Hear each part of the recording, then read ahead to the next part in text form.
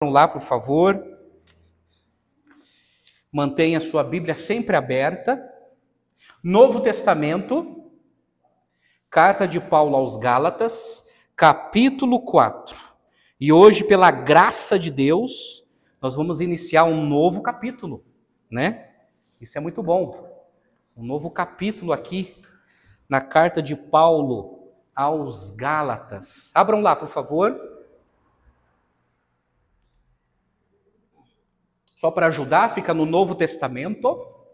Vocês vão encontrar ali Mateus, Marcos, Lucas, João, Atos, Romanos, Coríntios, Gálatas. Depois dos corintianos aí. Gálatas capítulo 4. E baseado nesse texto, porque é o assunto do texto, eu quero falar sobre adotados por Deus. Muito se tem falado sobre filhos de Deus. Quem são os filhos de Deus? Será que os 7 bilhões de habitantes do planeta Terra são considerados filhos de Deus? Aqui em Gálatas capítulo 4, do verso de 1 a 7, Paulo escreve sobre a grande doutrina da adoção e sobre aqueles que realmente são ou se tornaram filhos de Deus. Gálatas capítulo 4. Gálatas capítulo 4. Abram lá. Mantenha a sua Bíblia aberta para você conferir o que vai ser ministrado, tá bom? Ok? Acompanhe comigo a leitura da Escritura. Digo, porém, o seguinte: durante o tempo em que o herdeiro é menor de idade, em nada difere de um escravo, mesmo sendo o senhor de tudo, mas está sob tutores e curadores até o tempo predeterminado pelo Pai. Assim também nós, quando éramos menores, estávamos escravizados aos rudimentos do mundo.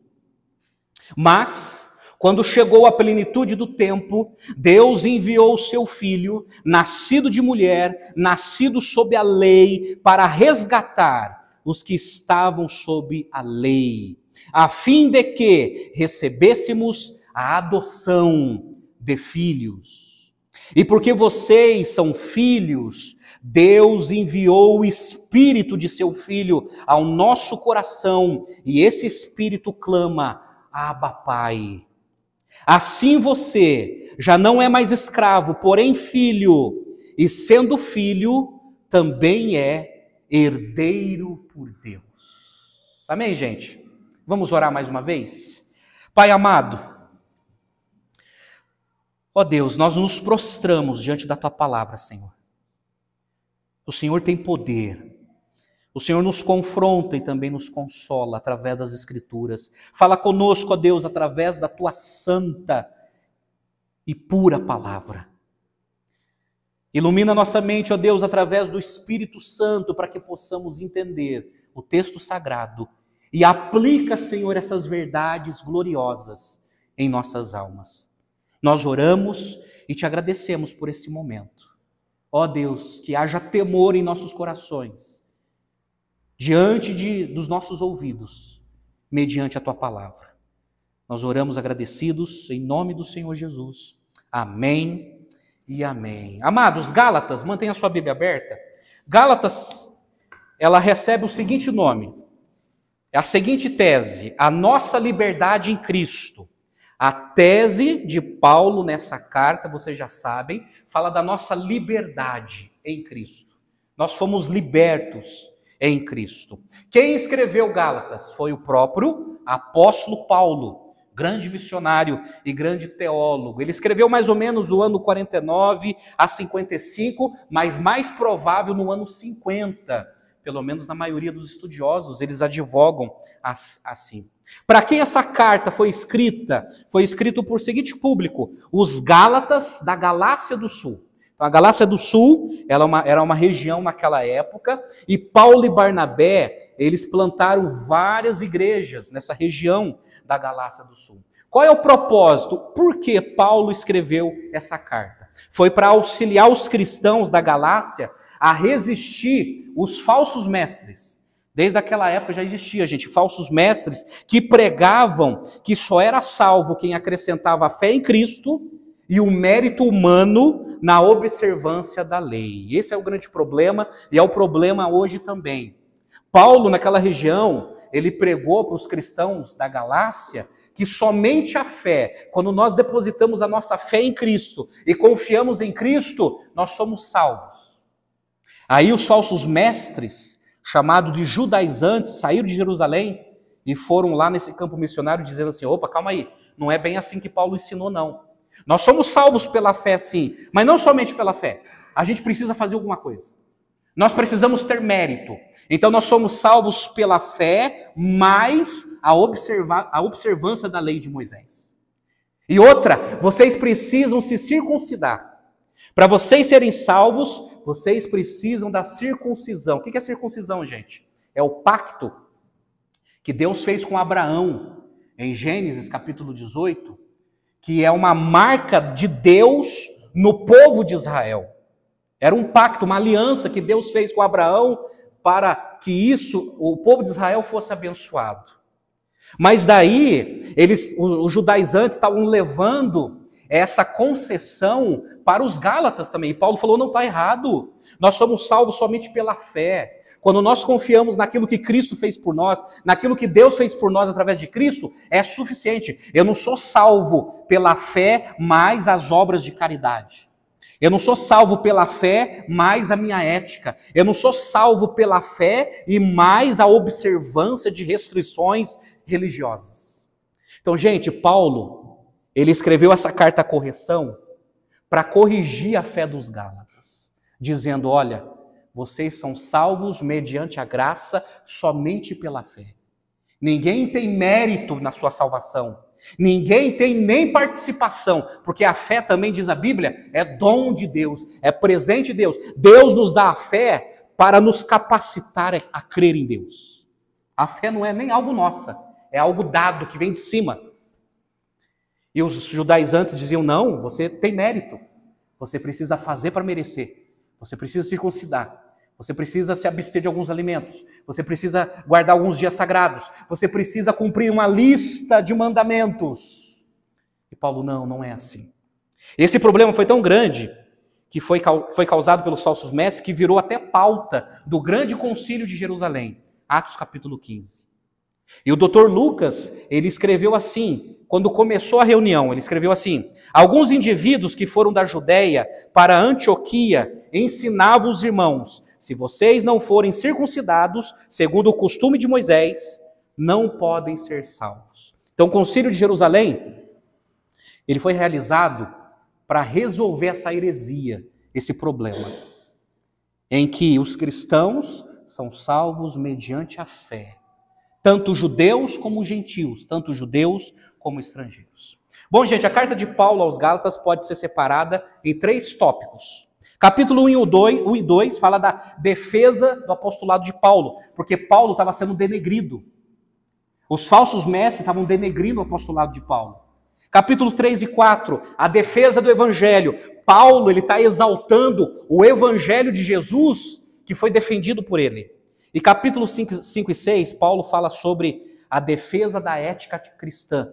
É o tipo de ética que nós precisamos ter, o tipo de ética que o Espírito Santo implanta em nós, através do fruto do Espírito. O Dr. Mary Tenney, que foi um erudito na área de Novo Testamento, ele escreveu que se Paulo não tivesse escrito essa carta aos Gálatas, o cristianismo teria se tornado uma seita judaica.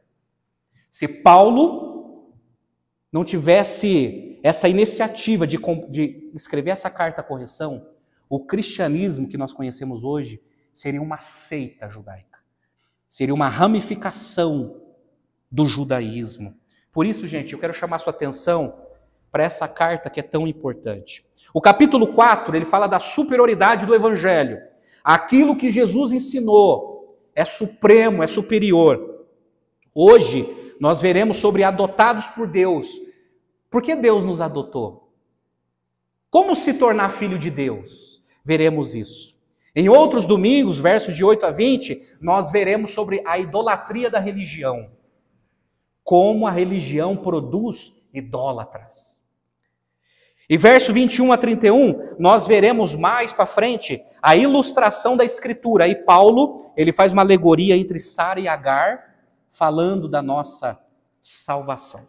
Bom, diante dessa introdução, mantenha sua Bíblia aberta, porque eu quero fazer uma exposição do texto. É muito importante você manter sua Bíblia aberta para você conferir aquilo que vai ser ensinado. Olha o verso 1 na sua Bíblia, que Paulo ele diz assim: digo, porém, o seguinte: durante o tempo em que o herdeiro é menor de idade, em nada difere de um escravo, mesmo sendo senhor de tudo. Deixa eu explicar para você o contexto aqui. No verso 3, Paulo está dizendo que diante de Deus nós somos um, homens e mulheres, senhores e escravos. Todos aqueles que tiveram encontro com Jesus são um diante de Jesus. E nós somos revestidos de Jesus através do batismo. E Paulo fala também que a lei não tem poder de nos salvar. A lei, ela nos educa, mas ela não tem a potencialidade de nos salvar. No entanto, a lei, ela serviu de aio. Isso é, ela nos conduziu até uma pessoa perfeita, que é Cristo, que cumpriu as exigências da lei por nós. Aí Paulo, ele começa a falar desse herdeiro, que nós somos o herdeiro de Deus. Nós somos o herdeiro. Mas é interessante que esse herdeiro, Paulo, ele está fazendo uma conexão com a lei romana daquela época. Como ele está escrevendo para os Gálatas, que não eram judeus, eram estrangeiros, ele pega uma lei romana e aplica aqui para eles entenderem. Por exemplo, naquela época, quando os homens muito ricos, eles tinham seus filhos que eram os herdeiros. Mas os seus filhos, eles não tomariam posse da herança enquanto não atingissem a maioridade. Aí eles eram cuidados por alguns tutores e curadores, como está aí no verso 2. Olha no verso 2. Mas está sob tutores e curadores até o tempo pré-determinado pelo Pai. O que Paulo está dizendo? Ele está dizendo o seguinte: olha, a lei de Deus, ela serviu como a lei romana. A lei romana diz o seguinte: olha, um menino, ele não tomou posse ainda da herança do pai, primeiro porque ele é menor. Ele ainda não tem capacidade de administrar aquela riqueza. E segundo, como ele ainda não atingiu a maioridade, agora ele está sendo guiado por tutores e curadores. O que é tutores, gente? Tutores, naquela época, eram escravos que cuidavam das crianças. Tá ok? E curadores eram gerentes que trabalhavam na colheita de uma fazenda. Então, assim como uma pessoa menor de idade não podia trabalhar na colheita, porque tinha os curadores, e ele não podia pegar a mão na herança, porque tinha os tutores, Paulo está dizendo o seguinte: assim foi a lei. A lei, ela foi cuidando de nós, até chegar à plenitude do tempo. A plenitude do tempo na lei romana era a maioridade.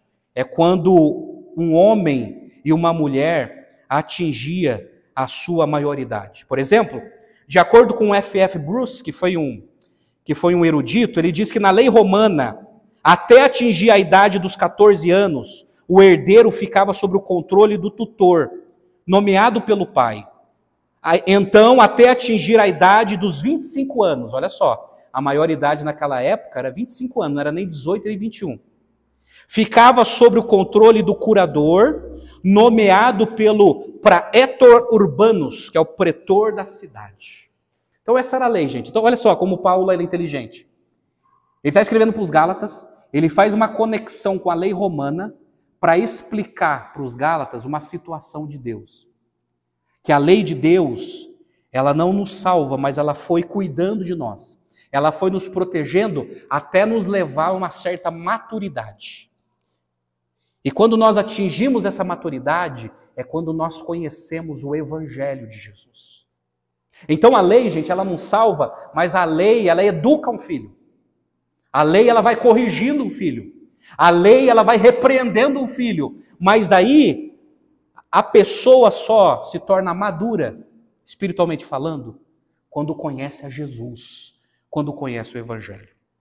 Então é por causa disso que no verso 1 e 2, que Paulo está dizendo ele está explicando isso. É por isso que no verso 3 ele fala assim: assim também nós. Aí ele faz uma aplicação. Quando éramos menores, estávamos escravizados aos rudimentos do mundo. Esse rudimento do mundo ele pode ser interpretado de duas maneiras. Rudimentos do mundo pode se referir à lei que nos pressionava, que nos escravizava, ou também tem uma tradução que diz assim, poderes espirituais, né? Isso é, Paulo está dizendo que existem certos poderes espirituais que fez da lei de Deus, que é tão boa, algo insuportável na vida de algumas pessoas por causa dos pecados. Por causa dos pecados. Então antes nós éramos escravizados, antes nós éramos limitados como uma criança de menor. Antes nós éramos imaturos sendo educados pela lei. Pela lei. Mas daí, olha o verso 4. Mas quando chegou a plenitude do tempo, Deus enviou o seu filho, nascido de mulher, nascido sob a lei, para resgatar os que estavam sob a lei, a fim de que recebêssemos a adoção de filhos. Quando chegou a plenitude dos tempos, quando chegou a maturidade da história da humanidade, Deus enviou o seu filho. A lei estava educando o povo de Israel, a lei estava educando o coração de muita gente, mas na plenitude dos tempos, quando a humanidade passou a amadurecer, quando o povo de Israel passou a amadurecer, veio a Jesus. E é tão interessante que plenitude do tempo é o tempo designado por Deus, quando as precisas condições religiosas, culturais e políticas exigidas pelo seu plano perfeito haviam atingido o auge. Jesus veio ao mundo. Sabe o que Deus fez, gente? Ele foi preparando o cenário. Ele foi preparando o cenário para que Jesus viesse. Sabe para que serviu a lei, Paulo está dizendo?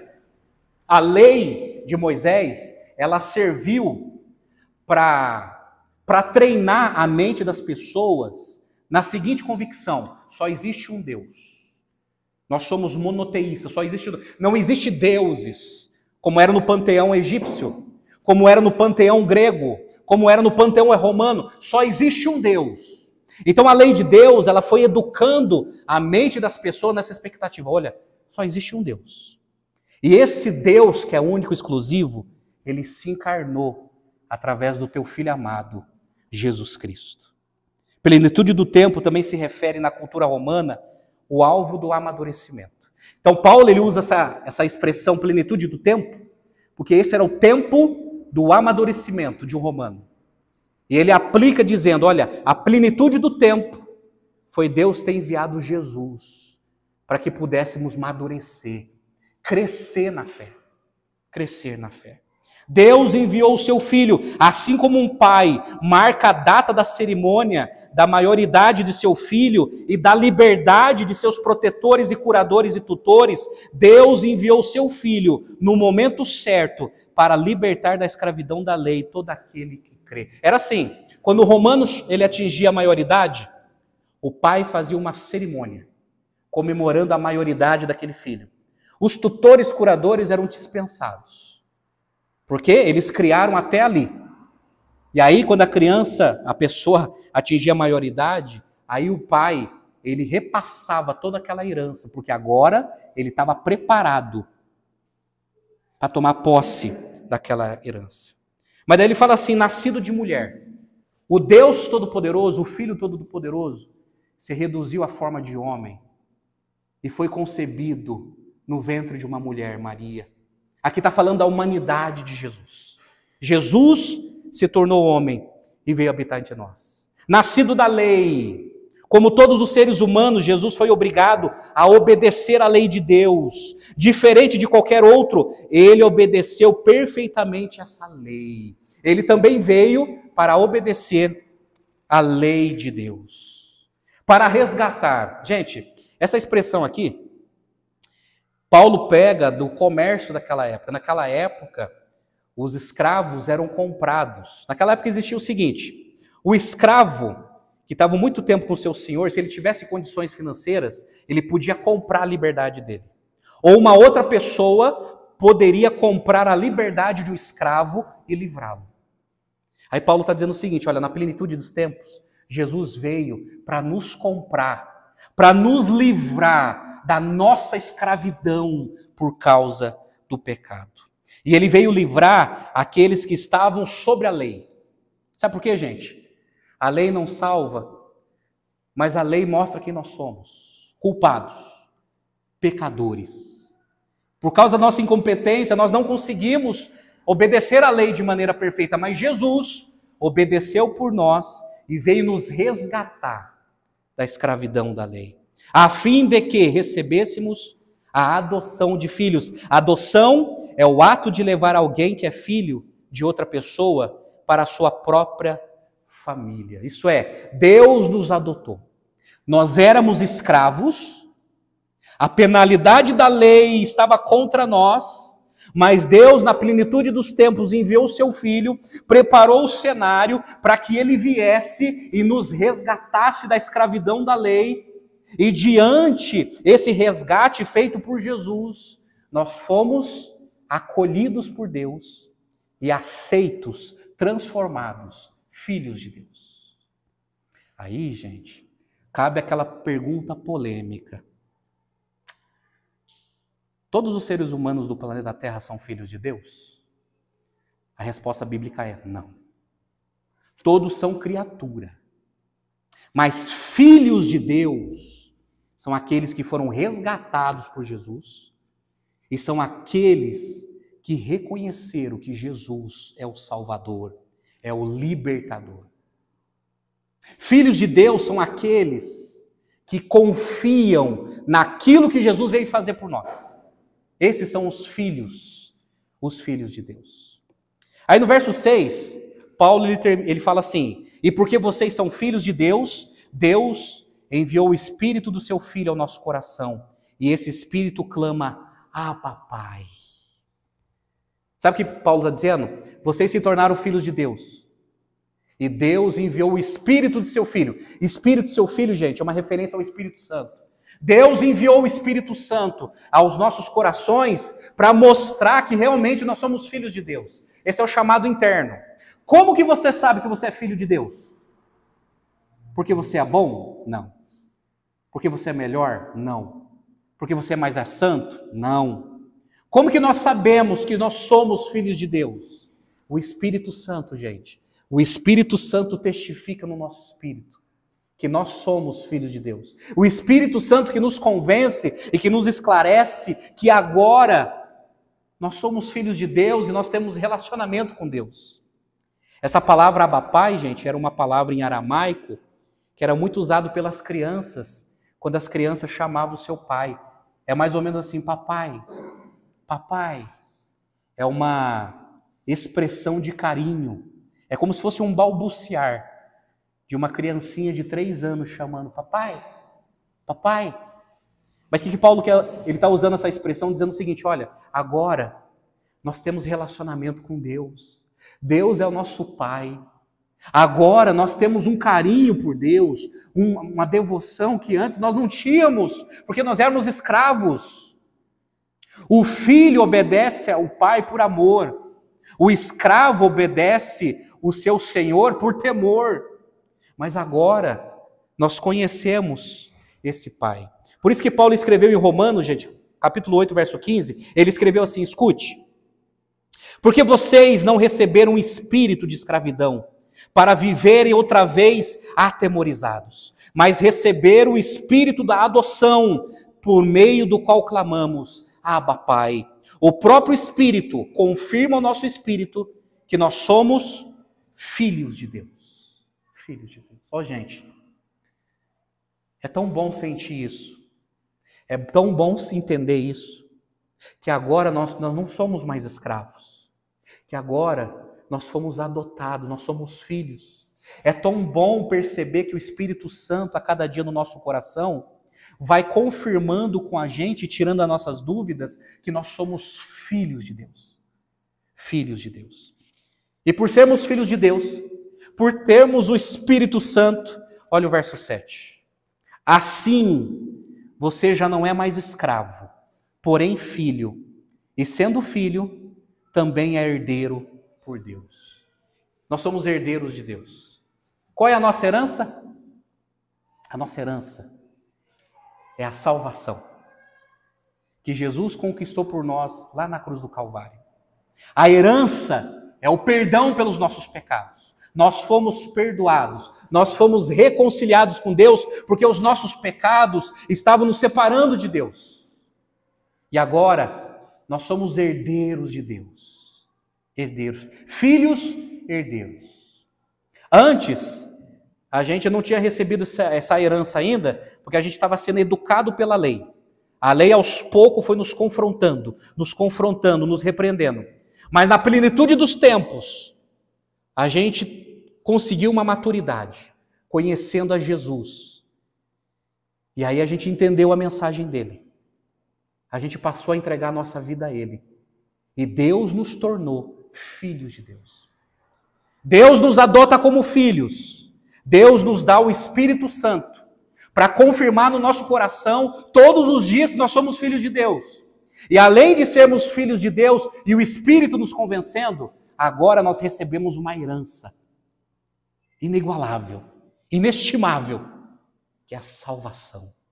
Eu não merecia, mas Deus resolveu, baseado no seu amor e na sua justiça, me salvar e me perdoar e me libertar da escravidão, ou da escravidão da lei, que me repreendia, que mostrava os meus erros, ou da escravidão dos rudimentos desse mundo que me escravizava.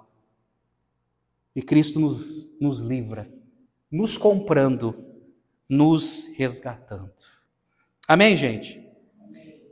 Eu apresento para vocês um comentário do Risby, teólogo norte-americano. Ele explica assim: como o filho pródigo, porém, os Gálatas desejavam que seu pai os aceitasse como servos, quando na verdade eles eram filhos.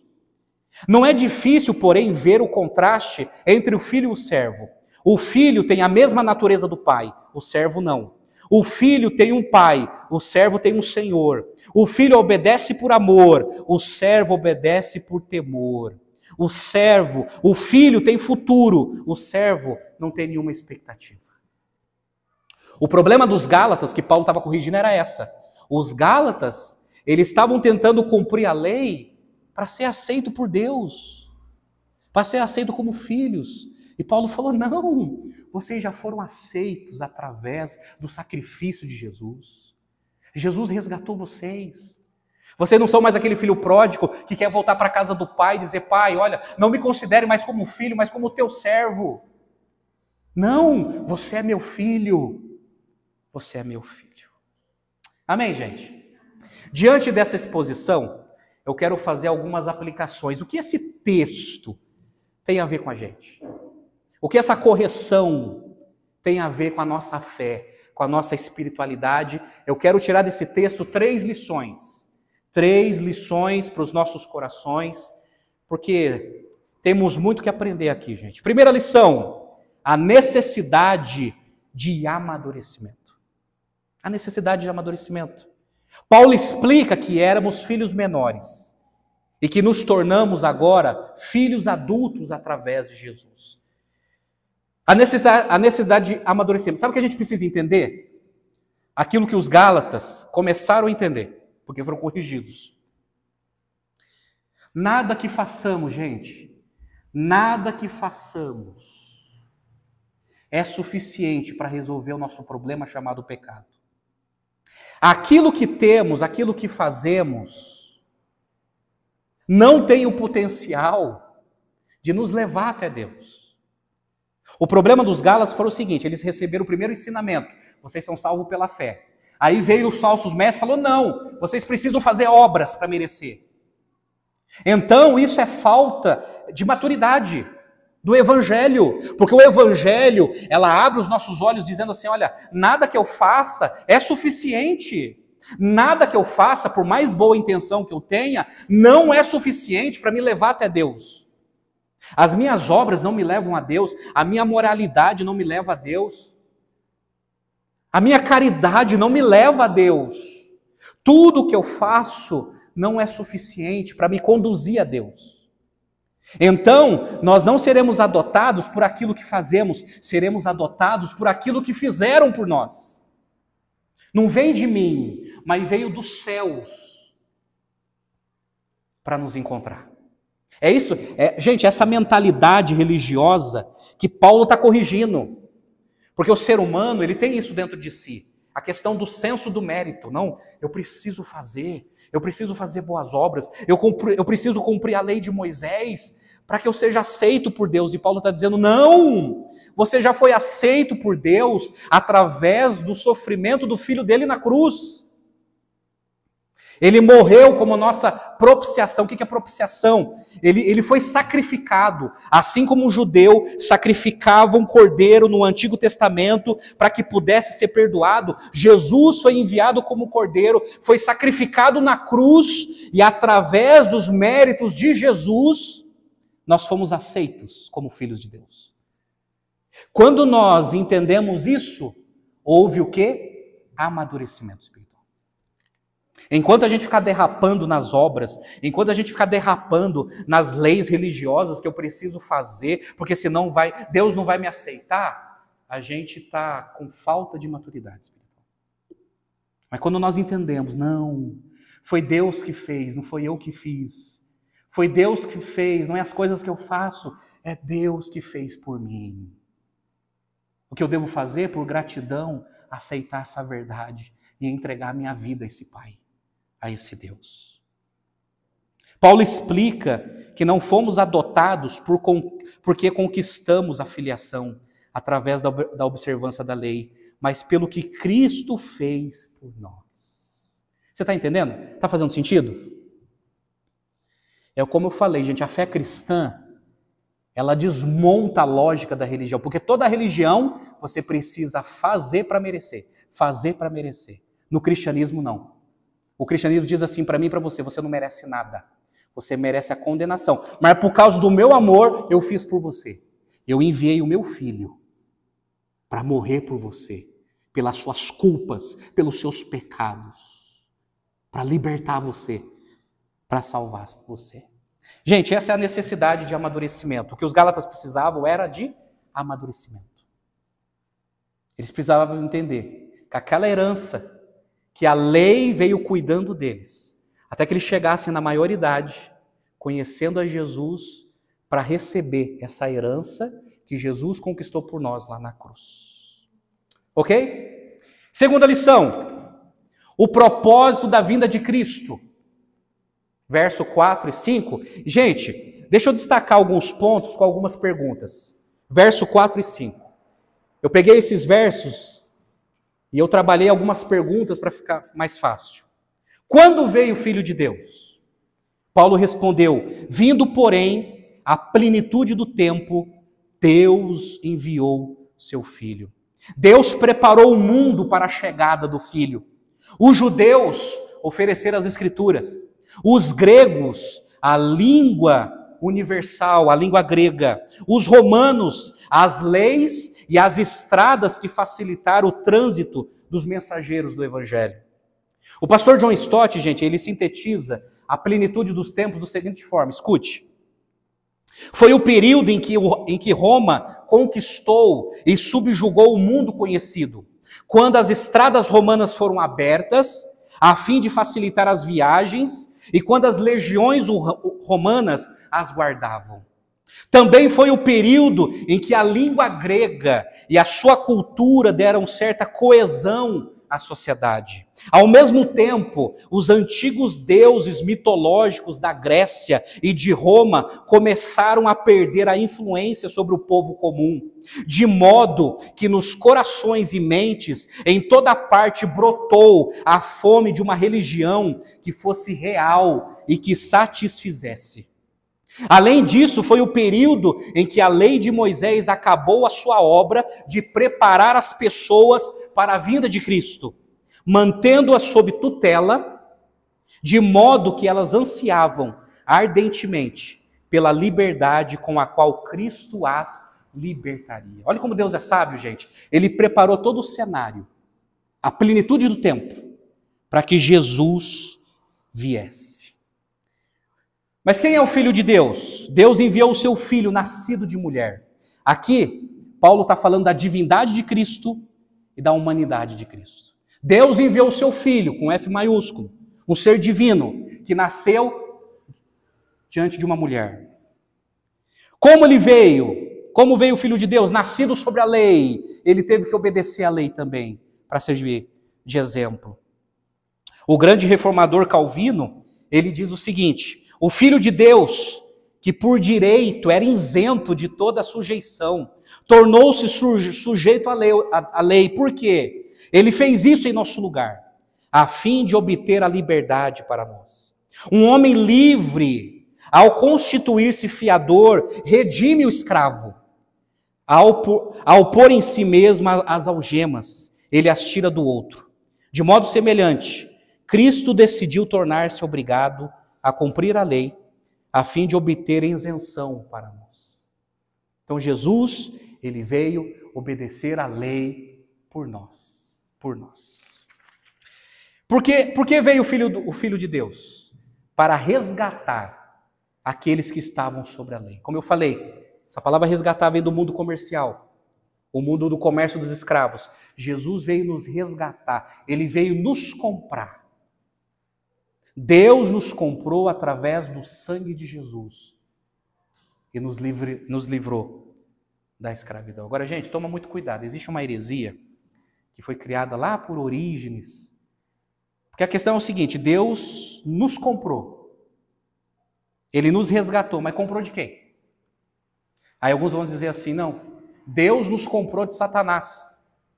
Assim como Satanás estava influenciando muita gente, e por causa dos nossos pecados, não, Deus comprou de Satanás. Não, não é isso. Esse não é o entendimento correto. Deus nos comprou através do sangue de Jesus, ele comprou para si. É como se fosse um comércio de escravos e Deus nos viu e nos resgatou. Ele nos comprou não por dinheiro, mas pelo sangue de Jesus. E ele nos compra, ele nos resgata do regime de escravidão. Regime de escravidão. Agora, terceira e última lição. Os resultados da vida de Cristo. Essa verdade está do 6 ao 7. A vinda do Filho de Deus, gente, produziu 4 resultados gloriosos. 4. Olha só. Os cristãos são adotados como filhos de Deus. Por isso que no verso 5 diz assim: a fim de que recebêssemos a adoção de filhos. Adoção, gente. Fomos adotados. Antes nós éramos o quê? Escravos. Deixa eu voltar para a lei romana. Sabe por que Paulo ele usa a expressão herdeiro? Porque naquela época, quando um romano ele não tinha um filho ou os filhos morriam, juridicamente ele poderia escolher um escravo para receber a herança dele. E é nesse sentido que Paulo está usando a lei romana para trazer na mente dos Gálatas: olha, nós éramos escravos. E Deus nos comprou e nos deu uma herança. Nos deu uma herança. Então, gente, nós fomos adotados como filhos. Filhos espirituais, filhos de Deus. Antes nós éramos o quê? Escravos. A Bíblia diz que nós éramos escravos do nosso pecado. Nós éramos escravos da influência de Satanás. Nós éramos escravos da nossa própria carnalidade. Escravos. Escravos. E fomos libertados e adotados. Os cristãos recebem o Espírito Santo. O Espírito Santo. Olha só. Os cristãos recebem o Espírito Santo. E, gente, é o Espírito Santo que confirma no nosso coração quando vem aquelas dúvidas amargas na nossa mente. É o Espírito Santo que diz assim: olha, você é meu filho. Você é minha filha.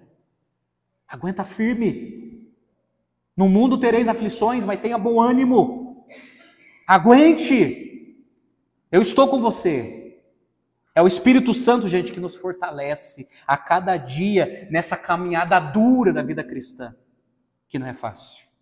Mas é o Espírito Santo, gente, que nos preserva, nos supervisiona e nos capacita. Os cristãos passam a ter intimidade com Deus. Por isso que a gente pode dizer: Abba, Pai, pai, paizinho. Gente, intimidade com Deus. Intimidade. Isso tem a ver com relacionamento. Isso não tem a ver de ficar envolvido, conhecer tradição religiosa, conhecer dogma, conhecer doutrina. Relacionamento, relacionamento. Isso não tem nada a ver com conhecimento intelectual. Isso não tem nada a ver com engajamento religioso, porque olha, o meu avô era religioso, o meu pai é religioso, eu também me tornei religioso. Gente, intimidade com Deus. A pergunta que eu faço para você é o seguinte: você tem intimidade com Deus? Você tem relacionamento com Deus? O Espírito Santo que nos capacita a ter relacionamento com Deus, é o Espírito Santo que nos dá, gente, um coração sensível à voz de Deus através das Escrituras. Intimidade, gente, tudo que nós precisamos hoje é intimidade com Deus. Se nós não temos intimidade com Deus, vir à igreja vai se tornar, gente, o fardo mais terrível da vida. Se não tiver intimidade com Deus, separar tempo para ler a Bíblia vai se tornar o exercício mais ridículo e mais terrível de se fazer. Se não tiver intimidade com Deus, fazer oração, buscar a Deus em oração, vai ter uma sensação de ilusão, parece que a pessoa está perdendo tempo. Intimidade com Deus.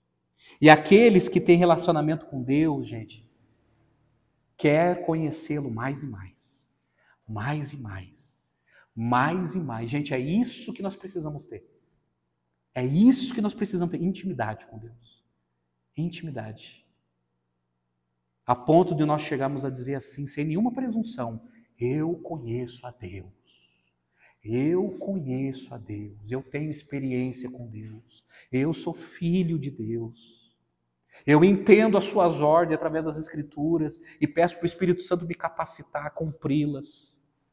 Eu sei o que Deus quer da minha vida. Eu sei, porque Ele já revelou, já está aqui registrado, revelado. Eu sei por onde eu devo andar. Eu sei. Esse eu sei revela intimidade. E aí nós podemos dizer: Abba, Pai. Pai, meu Pai. E os cristãos, gente, se tornam herdeiros de Deus. Uma herança que nós recebemos, não porque merecemos, a herança. Jesus conquistou na cruz para nós uma herança, que é a salvação. A salvação. Eu concluo essa mensagem fazendo algumas perguntas, para você pensar. Para você pensar. Você entendeu que precisa amadurecer espiritualmente? Você entendeu que não é nada que você faça? Nada que você faça, nada que você faça. A motivação não pode ser essa: eu vou fazer para merecer, eu vou cumprir rituais religiosos, eu vou cumprir leis religiosas, eu vou cumprir uma cartilha religiosa, porque eu fazendo isso, Deus vai me aceitar. Pensamento errado. Nós somos aceitos por Deus, porque Deus nos encontrou primeiro, através de Jesus, lá na cruz. Nós fomos aceitos por Deus, porque Deus veio nos buscar através da morte de Cristo na cruz. Quando Deus nos vê, Ele vê o mérito de Cristo, que foi feita por nós na cruz. Então Deus Ele não olha para a gente e vê assim: olha, você está muito bonzinho, hein? Você está merecendo. Você vai ganhar o que você está pedindo. Não, Deus não é assim, gente. Deus, quando Ele olha para nós, Ele olha assim: olha, o meu filho amado morreu por eles. Venham, meus filhos. O meu filho amado morreu por vocês, para que vocês também se tornassem meus filhos. Eu enviei o melhor que eu tinha para resgatar vocês. Se você entendeu isso, você está amadurecendo espiritualmente. E é isso que Paulo esperava na vida dos crentes gálatas. Segunda pergunta: você entendeu que a observância da lei não é suficiente de nos salvar, e sim o Evangelho de Jesus? Entretanto, gente, não é a nossa religião que nos salva, nenhuma religião salva. É o Evangelho de Cristo que nos revela esse plano redentor de Deus. Terceira, você entendeu a doutrina bíblica da adoção? Como nós fomos adotados? Como nós fomos aceitos como filhos? E quarto, Você realmente é um filho de Deus? Uma filha? Pensa bem. Você é escravo ou filho? Você é escrava ou filha? Pensa bem. Você é mais um escravo da religião, como os Gálatas se tornaram, ou você é filho de Deus? Você é um escravo dos rudimentos desse mundo, ou você é um filho de Deus, que foi resgatado, foi comprado, foi retirado do regime de escravidão e foi levado para Deus? Pastor, diante disso, o que eu devo fazer? Qual é a resposta humana? 2, arrependimento e fé. A Bíblia fala que nós precisamos nos arrepender dos nossos pecados. Arrependimento é mudança de mente. Agora que eu recebi a minha informação, agora eu estou entendendo, a minha mente está mudando. Agora eu entendo que não é por mim, é por Cristo. Eu preciso entregar minha vida a Cristo. Arrependimento significa estar decidido a fazer guerra contra o pecado e não as pazes. Eu não quero ter mais paz com os meus pecados, eu quero fazer guerra contra os meus pecados. Eu quero me livrar dos pecados que me impedem de buscar Deus. Isso é arrependimento. E fé. O que é fé bíblica? Fé, como eu já disse várias vezes, gente, fé é parar de confiar em si. Confiar na sua religião, confiar na sua bondade, confiar na sua caridade. Confiar em si. É parar de confiar em si, porque nós somos imperfeitos, e confiar naquilo que fizeram por nós. O que fizeram por nós?